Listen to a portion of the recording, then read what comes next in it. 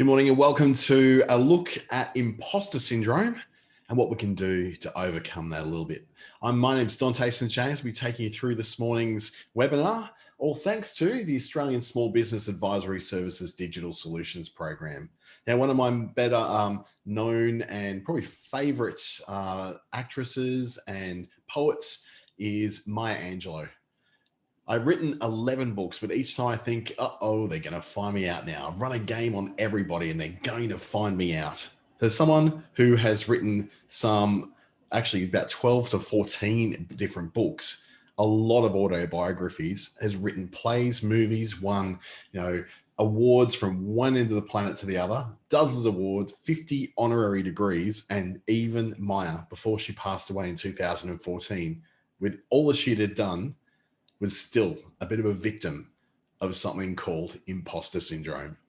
As we get underway, we'll have the chat window open this morning, and I've also got the Q&A section open. If you've got questions along the way, or you'd like to quiz me about any of the sort of things I raised this morning, I will put a little bit of a trigger warning in here. There is some stuff we talk about that's to do with psychology and the way the brain works and the way that people work, and some things in our pasts that may actually affect what is going on now. This is not to be seen as psychological advice. It's not to be seen as medical advice. It's only to be seen as general information to help you to better understand the processes you go through in building your businesses and becoming a more confident and capable human being.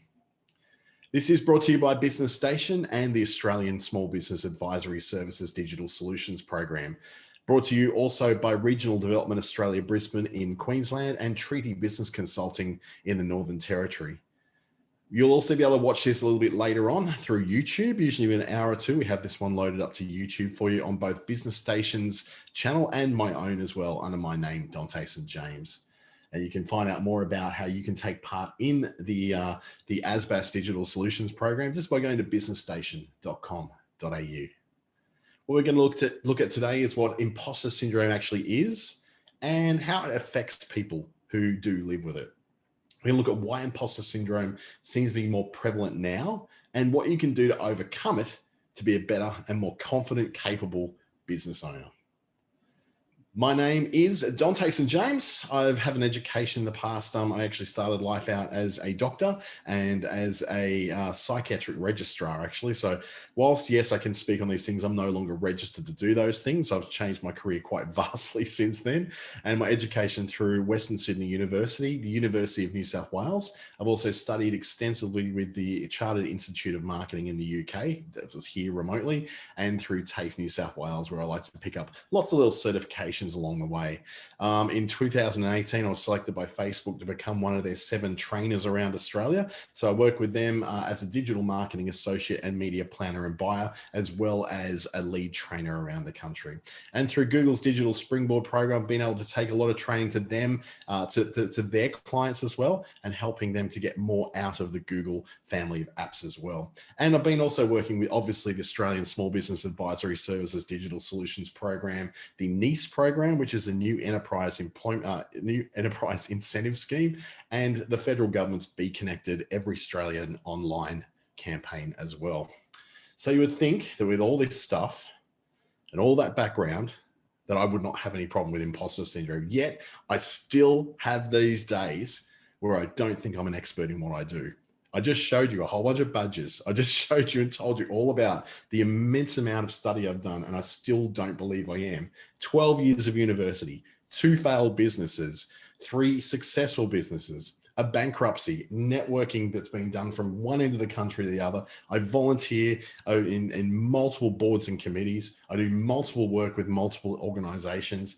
I've done 2,080 hours of free work just in the work that I do, not even volunteering. That is just, just to get some sort of credibility. Yet I still wake up some mornings and go, you know what? You're not who you say you are. That's why I get really kind of a little bit under my skin when someone says, oh, I'm so jealous. You're so lucky that you get to go and travel here for work, or go and teach these people for work, or how do you manage to get all these contracts? And those columns on the right are why I do. I have well and truly worked my way into getting this. Now, it's taken me a lot of years to get to the point where I can confidently say that without cringing. But right now, I can confidently say I am an expert in what I do, and I'm not afraid to say that. I really want you to get to that point as well, because you are an expert in what you do. You don't have done all that stuff that's over in my right column. You don't have to have spent years and years and years at university. You are an expert in what you do and what you love doing. And we're going to find out more about that as we go through this. 70% of the population, so you're not alone, deals with some degree of what we call imposter syndrome at some point in their lives. And most of us take it well, truly right through our lives. It's something which infects everything we do. It infects our school lives, our study lives, our family lives, our relationships. It affects our work life, and it very much affects our businesses as well. What it actually is the feeling that our successes are not real. They can only be attributed to either mere luck rather than our own skills or our own qualifications. I'll do that again. Imposter syndrome is the feeling that our successes can be attributed to luck rather than our own skills or our own qualifications. Anyone feel like that applies to them? I'm pretty sure everybody in this call will find that that applies to them in some way, shape, or form. Dr. Valerie Young, a New Zealand doctor, and also a former Olympian too. The Secret Thoughts of Successful Women, that she wrote that book, that there's 5 different types of imposter. And I bet you're going to find one of these is just suited to a T to exactly who you are. First of all, there's the perfectionist. Now, the perfectionist has ridiculously, unachievably, most unrealistically high standards of themselves. They have such high expectations for themselves that even the tiniest little errors will make them feel like a wholesale, total, utter failure. I am sure there's at least one person on this call today who absolutely relates to that one. Having such high standards that when you do fail, you think that everything is a failure and that you're an absolute fraud. Then there's the superhero. Mums are really good at this one. The chronic overachiever. They put in long hours. They never take days off. They succeed in all aspects of everything they do in order to prove that they're the real deal. No one will ever believe that they are the real deal or that they are somehow an expert until they're amazing and not just good at something, but the best at everything they do. The superhero seems to do superhuman amounts of hours, superhuman performance in everything they do, and lots of it. I think I've got a bit of that one going on in me too. The natural genius, however, is, I call it the Doogie Howser or the Dr. Sheldon Cooper.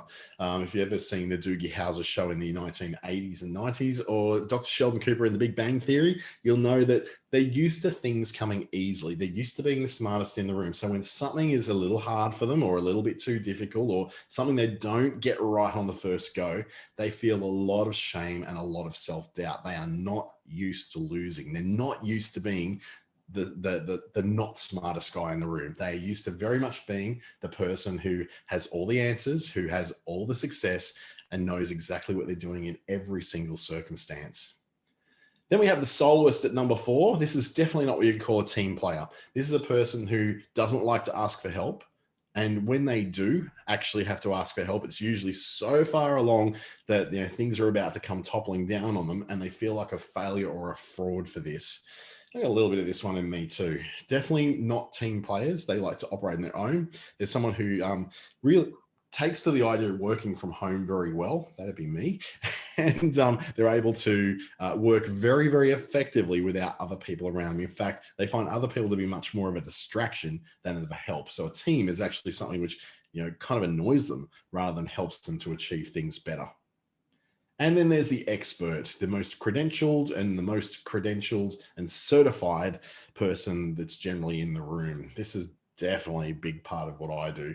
They continuously seek out additional certifications or training because they feel as though they will never know enough to be truly qualified. I remember when someone I used to work for actually called me out on this and said, what is it that keeps driving you? Is there something psychologically behind the scenes that keeps making you keep going, getting all these certifications? No one's asking you to get them, yet you want to do them. But then you don't really, lord them over everyone. It's just it's like you're always constantly trying to prove yourself. And that's exactly what I try to do.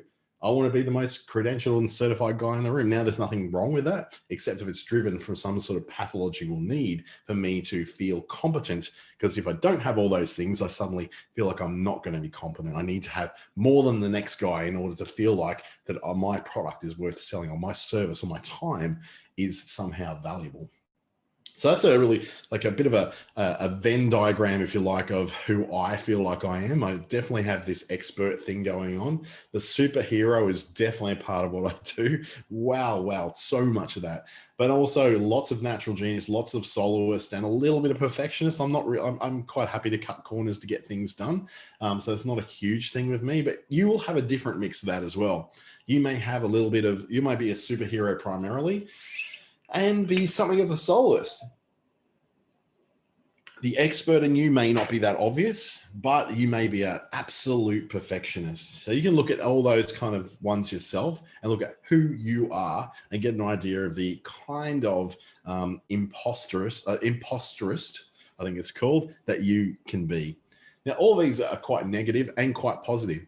Having an expert in the room is a good thing. Having someone who's a really hard worker is a superhero, great thing. Smart people are great to have around. The soloist is someone who doesn't need a lot of supervision, and the perfectionist doesn't like to cut corners. They are all on their own really good things. It's when they become the driving force behind every move you make in life that you start to have a little bit of a problem. So where does it all come from? Where does it start? Where do we get the idea that we're just not good enough unless we do all these things? Imposter syndrome comes from a natural, base of being in our parenting, in the way that we were brought up. Things like, who do you think you are? Now, quite a lot of us when we're young were put in our place as kids by our parents, by our peers, who really had a massive impact on us in that way. Our teachers, even grandparents, anyone who's in a caring role with us as we were growing up would have come up with that thing, who do you think you are? And that's a question which really goes down to the depths of who we actually are. The idea that we need to be put down and put down the pecking order a little bit because we're sticking our necks out a little bit too high over the parapet. 87%, according to a study I did as part of my thesis in 2016 at the University of New South Wales, 87% of the 566 adults that came by into that particular survey said that they can recall vividly a time when they were put down for an idea or rejected because of an opinion, or laughed at when they failed at something. So the whole idea that we have had this in us from being children is very, very common. In fact, it's probably the number one reason that shows up in just about all people with imposter syndrome. They just had a moment in their life where they kind of took on an idea and it sort of stuck to them that that they need to prove themselves, and that they were trying to be something they're not, and they constantly have to justify or somehow find some kind of identity that backs up what they are trying to say they are, or what they're trying to prove that they are. Past failures that we couldn't hide away. That can be a very big factor as well. The humiliation that we've had in front of others when we've failed at something. And in that same study I did as part of my master's, 72% of sufferers recall a specific incident of failure where they developed an attitude of, and you'll know this one, never again. Never again will I do this. Never again will I try that. Never again will I, get back up and pretend to be something I'm not. That feeling of humiliation is so deep and runs so deep upon who we are as people that we can feel that we are trapped and lost in some kind of place where we feel like we're paralyzed and too afraid to try something new. Or we take the opposite tack and we go so far over the top with becoming superheroes and geniuses that we feel like then no one can ever hurt us again. There's also something to gender stereotypes, and this is where we get into the realm of men and women feeling pressure to fit more within the stereotypes that have been created around them. So this was in my study as well, that 55%, just over half, had claimed they felt pressure to remain within some kind of behavioral norms that come with their gender. So some of that might be, and if you want to read between the lines, aggressive and dominant and assertive in men, submissive and demure and quiet in women, things that have been coming up as reasons why people will do certain things, that a man needs to prove himself by being the best in the room at everything he does. Or a woman then may also go that because of those gender stereotypes that come with the demure 1950s wife, that they may need to feel the need to go even harder and stronger into their lives to prove something, to be the smartest in the room, to be the most qualified in the room, to ensure that nobody looks at them as just a woman, but to have merit as well. So there's a lot of psychology behind why we end up in these places where we become, victims of our own imposter syndrome. There's also cultural norms and expectations that come into it. And this is very obvious in all the cultures where, again, women are told to be seen and not heard. Children being told to be seen, not heard. There's a very, very specific pressure to conform to very specific cultural behaviors. 52%, so again, just over half, claimed they felt that their cultural background or the race they were part of or the country they were from somehow contributed to their imposter syndrome through a feeling of guilt about not remaining within a more typical role within their cultural community, that leading to them needing to overperform, overcompensate to feel better somehow about a perception that they're disappointing their family or disappointing their community or disappointing the people who come from where they come from, because a good girl will never become a leader or a good boy would never be anything but the best. So it can be very different pressures, both for cultural and gender stereotypes in there as well. So what problems then, moving forward, does imposter syndrome bring about for someone who's got these issues, no matter where they came from in the past? And you could have any combination of those things all contributing to it. What we really want to know is what damage is it starting to do and what can we do about it to somehow eradicate this cancer from our lives? There's a bit of a cycle when it comes to imposter syndrome. It starts off, first of all, where you have a task that you need to achieve. Your boss could have given you something. You could have got something from a client, a new contract, some piece of work. You immediately get anxiety over this because you're going, well, I don't know whether I can carry this out. Am I really qualified to do this? I probably have done it before, but this is going to be really hard. So that piece of work we know we're going to have to try really hard for, and we may have to stretch a bit, and we're not 100% sure if we're qualified or somehow geared to be able to do this task. Now, there's one of two ways that our anxiety can lead us. One way is through bringing a successful outcome after lots and lots of hard work. And that hard work gives us a really good feeling of accomplishment. At the end of the day, we've finished that program. I worked really hard for this. I prepared for this. I, over prepared for this, if anything, to make sure I got it done. I feel really, really good about that. The problem with the hard work is that there's a bit of a feedback loop that if you get praised for that work that you did, you'll tend to have this false modesty in coming back and say, oh, well, I had to work really hard. And in the end, and you'll over-justify, over-explain the work you had to do rather than explain that you did work hard. It's more of a case of the person with imposter syndrome going, oh, it was nothing really, it was, I just had to put in the hours, put in the time, and inside you're boiling away going, I had to work so hard at this because I don't actually have the natural ability to pull this stuff off. So even though you did prove to yourself that hard work, you could overcome this and achieve this amazing outcome that you get praised for, you're still writing it off as usually that I had no natural talent and I'm not really able to do this. And I had to probably work 3 times harder than anyone else just to pull this off. Bob down the road could probably do this in 5 minutes flat and it took me 6 hours. And you start, it's not good for us to feel any sort of sense of praise or any sort of sense of thanks. We start trying to push that down, repress that feeling of feeling good about having done a job well done. The other path we can take after we get anxious about that is often the path of procrastination. And this is probably my favorite modus operandi. This is the place that I go to when I feel like I'm probably doing something I'm not geared to do, qualified to do, experienced to do, or somehow uniquely talented to do. I put it off. By putting it off, I put myself in a situation where I have to have a frantic rush towards the end of the due date. And that initial rush I get to feel that, oh my goodness, it feels so good to get this done, is quickly wiped away by somebody coming and saying, well done, you did a great job of this. And I know damn well that I didn't work hard to do this. I didn't, do anything short of just being lucky. I was just lucky that everything fell into place, that my internet connection stayed connected.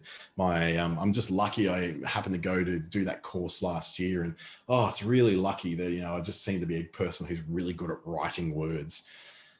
These two paths are uniquely geared to feed back on themselves. The person who rejects the hard work they did and just tries to push it down and say, oh no, it was nothing, ends up taking that attitude back into the next task.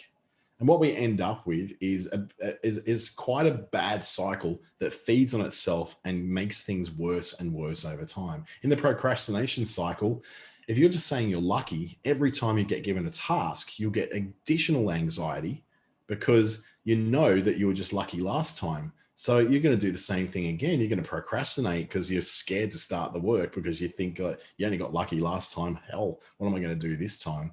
And then you'll do that same thing. You'll rush it. You'll get success. You'll get it done. You'll have it all in the right position and delivered on time and all that. But the problem is that you'll again just go, oh God, I was lucky I got that done in time.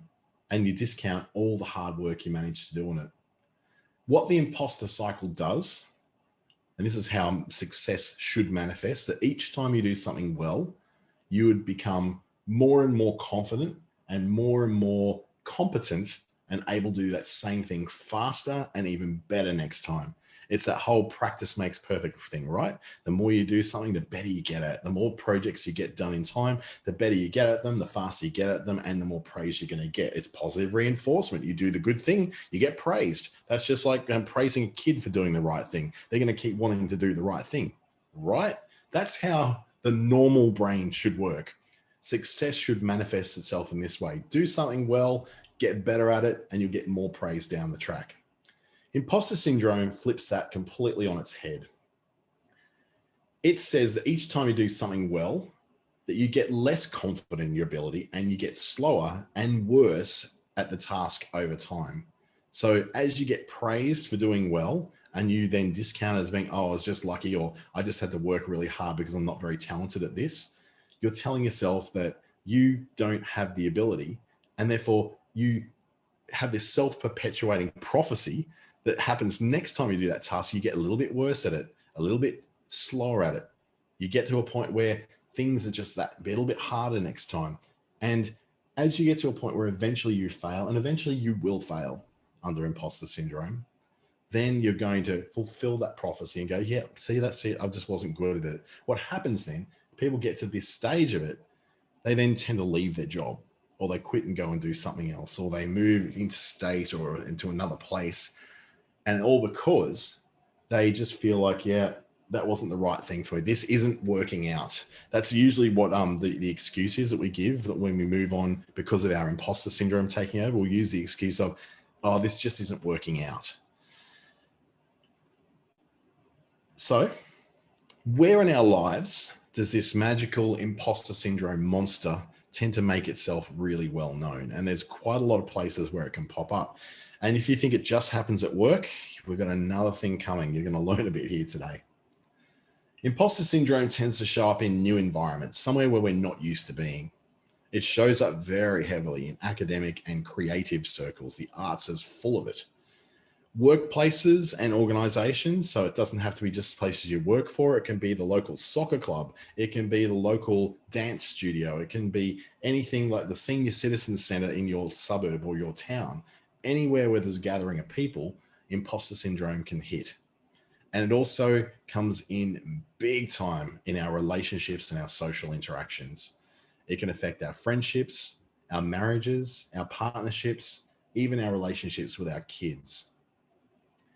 One that comes up quite often in groups of friendships and our social circumstances, that we feel unworthy of the relationships and friendships we've built, and we tend to avoid commitment into those groups. Now, this is something I know I do occasionally with some of my friends. I don't commit too heavily to the friendships. I hold them very lightly because I don't think that they chose to have me as a friend with a sound mind. I think they're kind of crazy to want me as a friend, to be honest. I tricked them into liking me in some way. And this is the head game that you'll play as an imposter syndrome with the friends around you. Oh, I don't honestly understand why they're friends with me. I'm a terrible friend.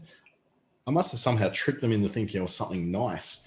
We feel utterly unworthy. We have imposterism to the point where we feel that we don't live up to the expectations of our friends and loved ones, even though they may not have necessarily expressed those expectations of us.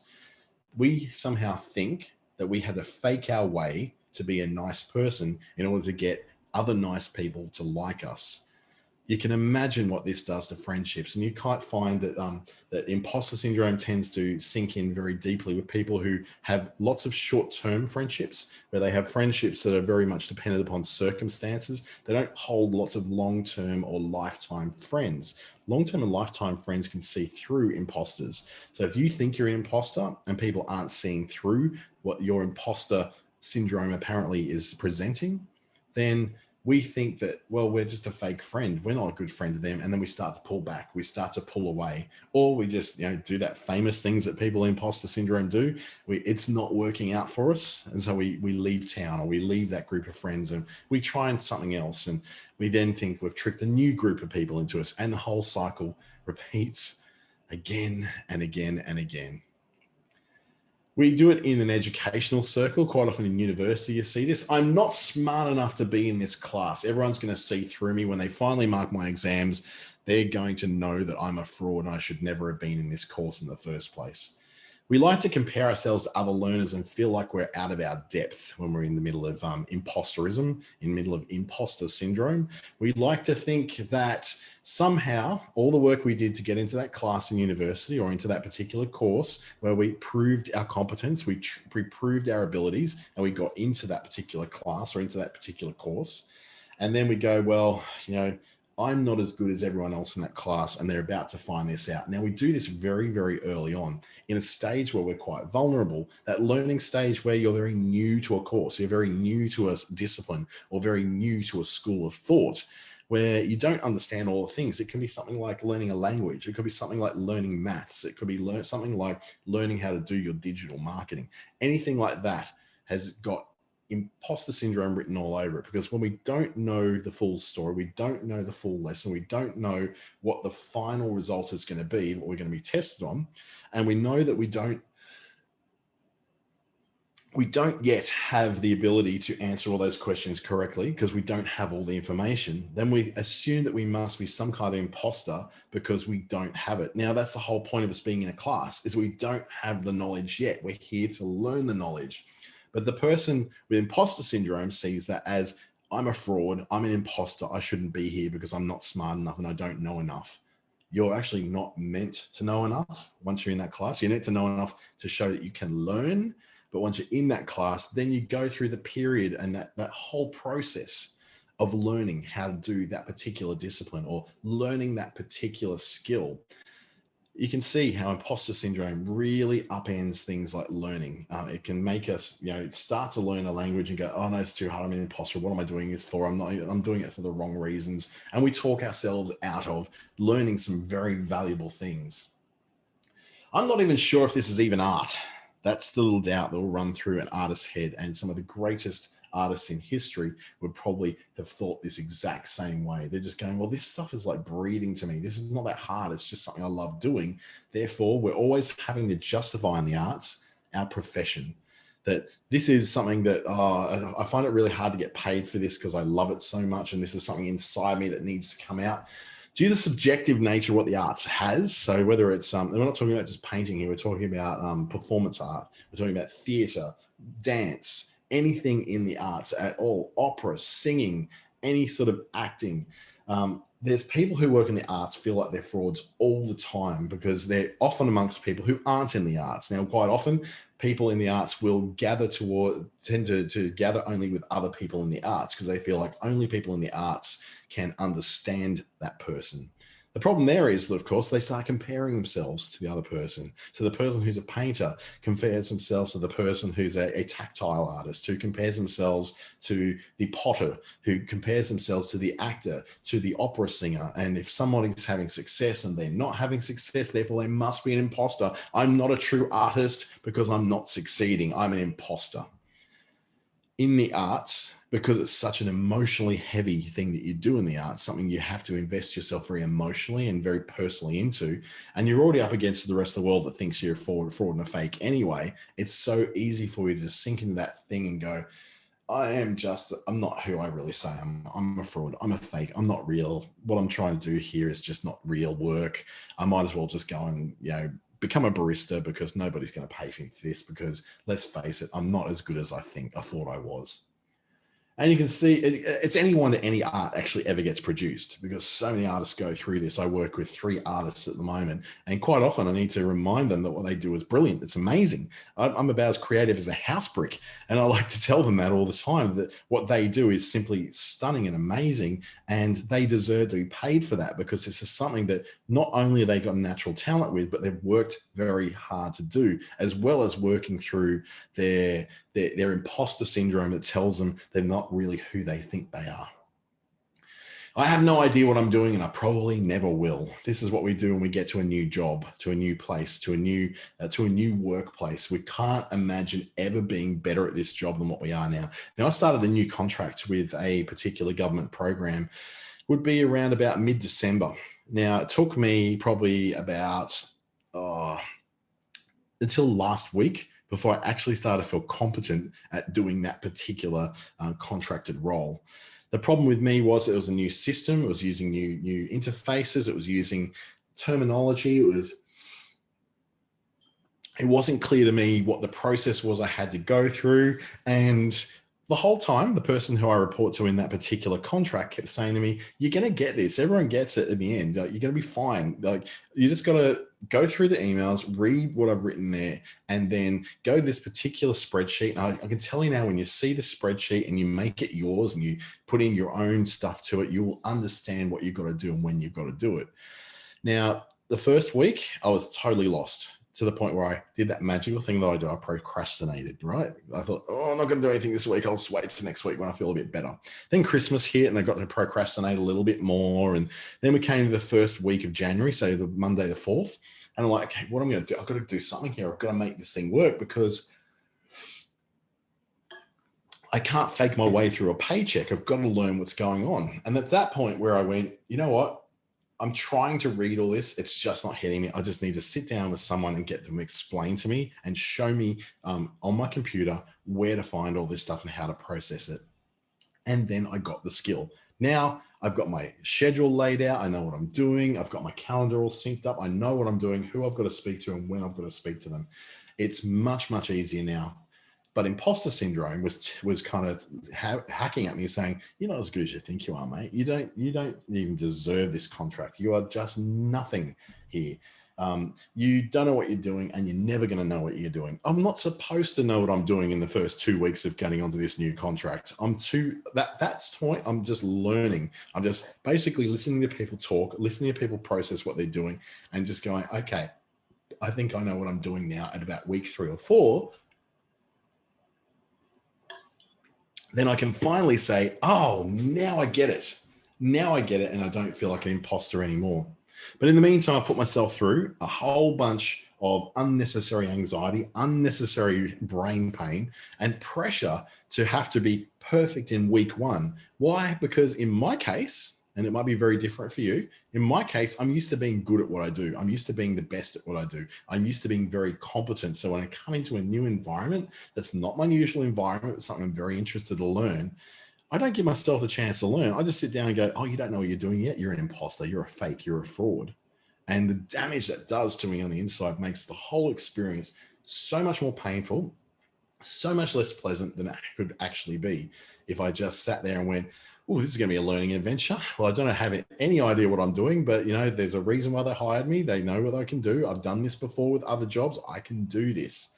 And it would have been a much better experience for us all. Imposter syndrome causes that feedback loop where even if you gain a new skill, even if you gain a new ability and you're successful at using it, you put it down to luck or simply that you had to work really hard. Now, it wasn't lucky. I just happened to reach out and go, I have no idea what I'm doing. Can you help?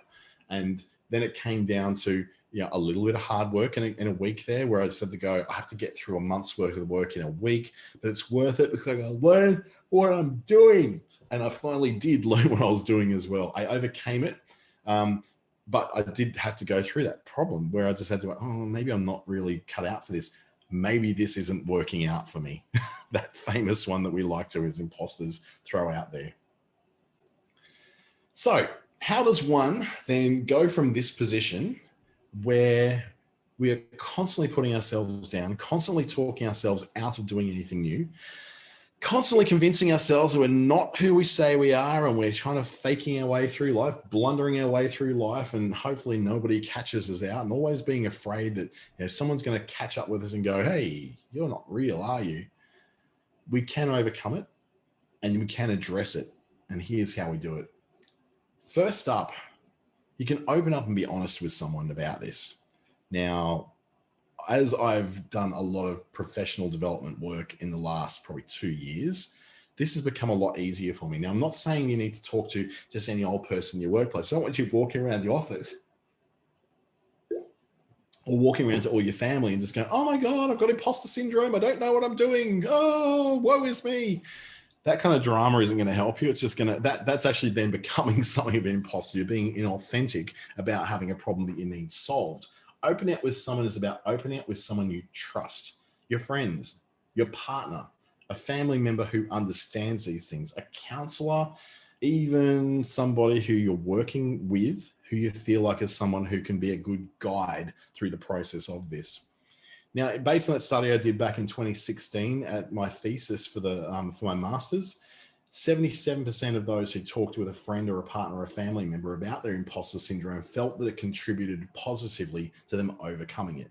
That's a big percentage, and it's a way of saying that this is probably going to be something that's going to work out for you. If you find someone who you can trust and talk to about and say, I feel like I've got myself in over my head, man. Like, what do I do? Or I just don't feel like I'm really cut out for this. And then having someone put it in realistic pieces to go and then break it down and say, what do you have to do in your job? What do you have to do in this particular business? What do you have to do for this particular client? And then them going, well, you've done that before. You've done that before. You've done that before. Hell, you even did that for me.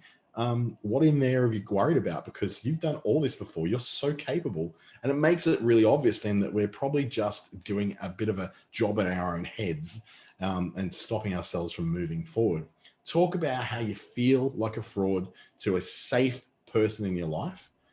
The chances are that they go through this exact same thing. Remember, we're looking at well over 70% of people are victims of some kind of imposter syndrome. We've all been through it. We've all been studying. We've all had to do education. We've all had to do school, start a new job, start a new relationship, where we always feel like we're a fraud because we're putting our best foot forward. It doesn't make us a fraud, just makes us optimistic.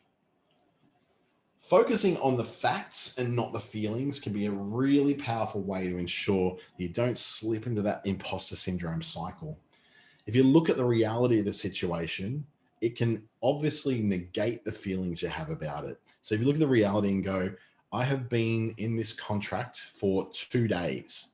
I'm probably going to work in this contract for 1, 2, or 3 years. Why am I putting so much pressure on myself to be perfect at this role immediately today, right away? Nobody else is putting this pressure on me. It's just me putting this pressure on myself. So regardless of whether you think you deserve it, and this is one that goes to you as a person, as an individual, you have people in your life who love you, and you don't have to question that. You got the job that you've got after being vetted and proven to be capable and competent at what that job entails. You got the job done for your client because you got the job done. You don't have to explain that you got it done by luck or you got it done by having to work harder than anyone else. You got the job done because you got the job done, right? And if you won an award, rather than feeling like an imposter and saying that, oh, I won the award, but it's kind of luck. I must have had like some friends on the committee that day. You won the award because you were judged the winner. You won the award essentially because you won the award. Ascribing extra meaning onto that is a meaningless endeavor. It doesn't help your situation. It doesn't make it easier for you to move on and do the next thing. Regardless of whether you think you deserve it, the thing happened, okay? Sometimes the idea that you're a bit of an outsider and you don't fit in is actually a good thing. Now, this is where we talk about the the soloist earlier on. We'll talk about the person who doesn't necessarily fit into the crowd, fit into the group. They tend to do things on their own, not much of a team player. It's okay to feel out of place some places in life. It's okay to feel like you don't belong in some circles. It's okay to feel like you're not as good as everybody else. In fact, people who are good at what they do, they stand out because they're good at what they do. People who've worked on their brand, for instance, if you're someone who gets on screen a lot, if you get in front of cameras a lot, if you take a lot of selfies, you're doing a lot of stuff that puts your face in front of it, often that's the first thing that's going to happen. You're going to come up with some kind of imposter syndrome and says, who do you think you are? You look ridiculous. Oh my God, people don't want to see you looking like this. And someone might actually say that, oh, you need to stop taking so many photos of yourself. They're not trying to produce a personal brand. You are. So you're meant to stand out and somehow stand apart from others. People who help others will often stand out because they get known for being altruistic. They get known for being helpful. They get known for being generous with their time and their treasure and their talents. People who are friendly and inclusive in a group, they will stand out too. The person who comes up and shakes the hand of the newcomer, the person who comes up and welcomes the person who's standing on their own in a networking situation, they will stand out. They will be set apart because they are the person who does the thing that others don't do. And people who are better at something than other people are naturally going to stand out. I'm better than other people at the certain things that I do, in the knowledge that I have and the ability to be able to communicate that knowledge. That allows me to stand out, allows me to fill up webinars and have people come and participate in these things, asking questions and getting something out of it, because that's, what I call my superpower. Yeah, you're going to have a superpower too. You're going to have something that you do which allows you to stand out, which is going to allow you to stand aside. You're not going to fit in to the average anymore. And that's a good thing. It doesn't make you an imposter when you don't fit in. What it makes you is somebody who has a particular something that allows them to stand out. When you stand out, you stand apart. And how about giving yourself a bit of room to move, huh? A little bit more love for yourself and a little less pressure. It's very, very natural to not understand everything at the start of a journey. It's natural for you when you go to learn, say, Auslan sign language, that you're not going to get it right straight away. You're not going to get it. If you want to use the Babelfish app, or you want to use, some kind of app to learn Mandarin or Spanish, you're not going to get it right straight away. You've spent a life learning English, right? You're still learning new words, new phrases, and new ways of speaking and communicating now. You're not going to get it right within a day or two. Give yourself time, put a little bit less pressure on yourself. Understand that everyone makes mistakes on the way to success. That's actually part of the process. You need to fail, fall down and get back up. Think of babies when they go and start to walk as toddlers. They may start off falling over all the time, but for you to keep preventing them from falling over doesn't teach them anything. It doesn't teach them to go, that didn't work. Let's try this again. Just not everybody talks about their failures. That's the problem. And because we like to, we're funny, we're human beings, and particularly Australians, we're very good at this with the tall poppy syndrome. We hammer people on their failures. Look at cricket teams that lose. We hammer them. Sack the coach, sack the team, sack the wicket keeper, sack the captain.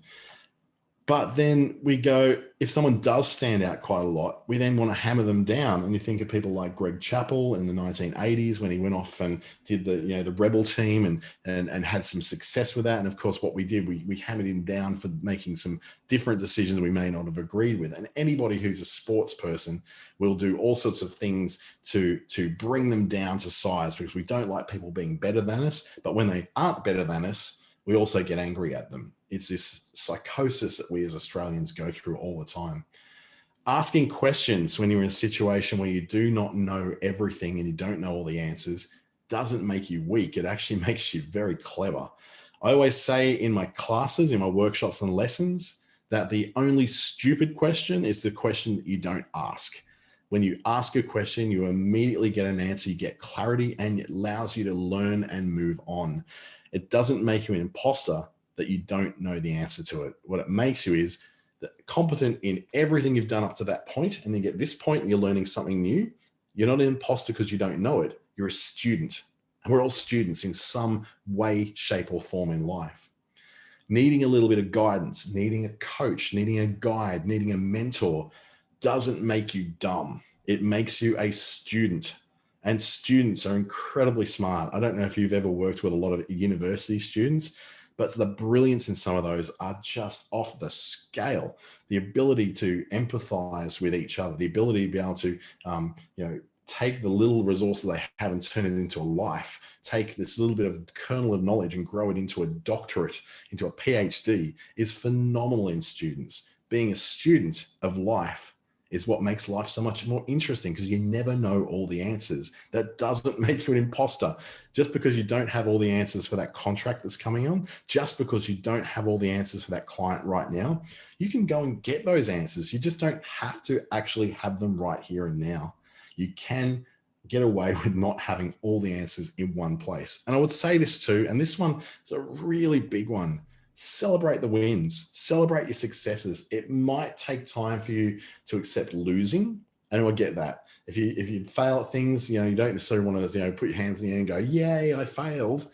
That seems counterintuitive. But at the same time, we don't take time out to celebrate our wins. Next time someone compliments you, actually thank them for it. Be grateful for that compliment, because that compliment is actually going to be what's going to drive your next set of behaviors to do that good thing again. Positive reinforcement. We do it with our kids. We do it with training puppies, for goodness sake. So we can do it a little bit of that training of ourselves. Do something great. Do something to celebrate it. Don't bookend your win with justifications. You don't have to have this line of successes and then put a bookend on it and go, oh, well, it's only because I did this. We don't need to bookend anything and justify why we were successful. We were successful. That's great. You don't have to explain why you're successful. Just celebrate the fact that you were. Allow yourself to feel good about success. You don't have to feel like a absolute failure when you don't succeed, but not allowing yourself to celebrate those successes is taking the joy out of living. Practice a habit of congratulating others on their wins too. Someone who naturally congratulates and thanks people is someone who's going to get congratulations and thanks. If you're that person who does go on and wish everybody happy birthday on Facebook for their birthday, then you're likely to be the person who comes back and has wished a happy birthday. If you are the person who naturally goes and buys a cake to celebrate someone's birthday in the office, if you're someone who is that person who's going to reach out and go, hey, you did a massively awesome job on that. Well done. Just want to let you know that was really appreciated and you're really awesome at what you do. Then not celebrating those things with someone else means you're going to have a harder time of you celebrating yourself. Celebrate with others for their successes, and they will celebrate with you when you celebrate your successes. And save all your judgy stuff for later. Like you don't have to go into a situation and start judging yourself or your performance immediately straight away. Give yourself time to get used to something new and learn how it works before claiming you're a fraud. Now, you can play all the little fraud game you want to play with yourself a little bit later on and convince yourself you're somehow a phony for being in the place you're in. Do that later. Don't do it straight out. Give yourself time to learn. Go into a new job and give yourself 3 weeks to learn how to do that thing and do it well before you start claiming that you're a fraud. Then you can claim you're a fraud after that if you still can't get it, but give yourself timeframes. Give yourself an allowance. If you're in a new job, if you started a new business, give yourself 6 months before you actually start questioning anything. Give yourself time and room to breathe, to learn, to understand, to see patterns, to see what things fit with what other things, to know how your clients think, know how you think, to get your processes right, to get your routine correct, to understand that working from home isn't always the easiest thing to do because you've got lots of distractions going on. I've got, washing in the laundry at the moment. I've got lunch heating up in the oven right now. I've got all sorts of things going on that are all potential distractions, but I'm able to focus in on this one thing and do this one bit of work because I am not a fraud. I'm not a phony. I'm actually very good at organizing a lot of things to go on at once. I'm quite good at project managing my life, and you can be too. Just don't be talking yourself down at every single opportunity you have. And the final thought there is, you're not an imposter, you're an original. You don't have to do it the same way everyone else has. You don't have to approach business the same way everyone else has. You are an original, and the life story you're going to tell is going to be your own life story. If you'd like to chat more about imposter syndrome and how it affects your life, or if you don't have a safe person in your life to talk about the fact that you have a bit of imposter syndrome, please drop me an email, drop into my website. My Facebook, Instagram, or LinkedIn are all open for you to have a chat. If you want to seriously say, hey, Dante, I don't feel like I'm very good at what I'm doing, I feel like a bit of a phony, I'll slap that out of you, okay? So please drop me a line. I'd love to have a chat to you and also share you a few times that I've had that imposter syndrome pop up, because it doesn't actually ever go away. You'll still feel it here and there, but how you learn to deal with it when it comes up will define how successful you can be and how you can move on with your life. So once again, my email address, dante@treaty.com.au. You can get to my website, dantesandjames.com, but probably the easiest way to reach out is probably going to be through Facebook or LinkedIn or Instagram, where I'm always checking, because let's face it, I work in social media. The chances are I'm going to check my social media there. Thank you very much for joining me this morning. I hope you have a fantastic week and that this is a way that you start off your week in the right way. And congratulations to you for taking some time out of your business to learn more about being a better business owner.